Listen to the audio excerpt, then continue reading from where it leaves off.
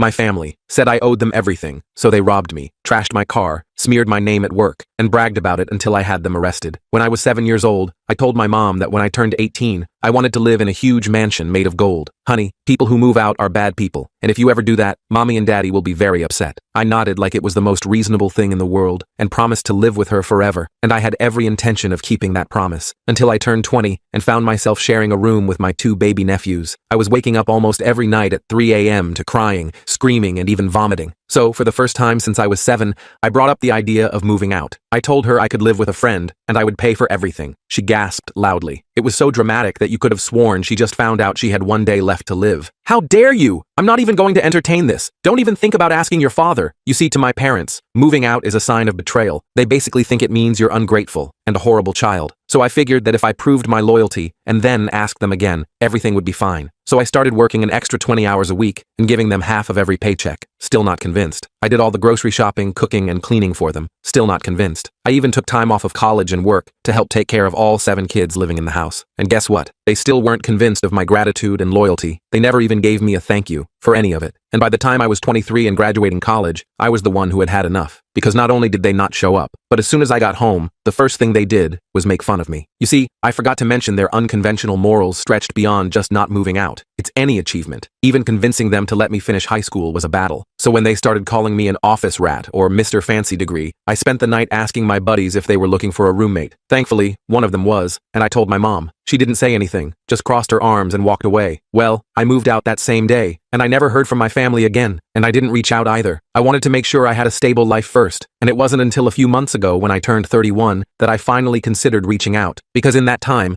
I had gotten an extremely beautiful and amazing fiancé, a nice car, and a very solid career, which meant I had enough money to not only pay off my parents' mortgage, but also to help contribute to a new house for them and the kids. As I wrote out the check for $200K, I felt a sense of pride, because I was finally able to give back to my family, show them how much I love them, and that's when I did something extremely crazy and reckless. I invited my entire family over for dinner. It was via email, and was the first time we had spoken in 8 years. My mom replied almost instantly, and said they'd all be attending. My heart jumped. I really thought this was going to be the moment our relationship is rebuilt. In the days leading up to it, I did everything I could to make sure it was perfect. I planned on cooking 3 homemade recipes, and even set up a little play area for the little ones. I didn't want to get my hopes too high, but as I set up, I couldn't stop fantasizing about what they might say. We loved you all along. We missed you so much, were all things I longed to hear. So when the moment finally came, and they were at my doorstep, me and my fiancée, Ella, happily welcomed them inside. My 2 nephews came, along with my 4 nieces, 3 aunts, uncle, and my parents. Aside from some small talk, the house was pretty much silent for a while. I felt so awkward that I broke the silence by taking out the fat